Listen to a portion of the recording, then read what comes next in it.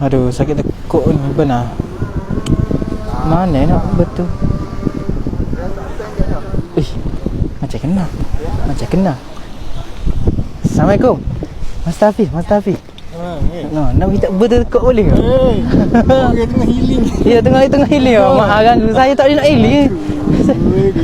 Saya tak boleh nak healing. Maghrib ni. Maghrib ke? Iblis banyak kan. Oh ya Allah. Aduh. Sikit-sikit boleh ke? Dia ni sama lagi. Lagi dekat pehel lah dia. Mak kita lah. Bagi. Ya Allah. Push. Wow. Allahu Akbar. Uish.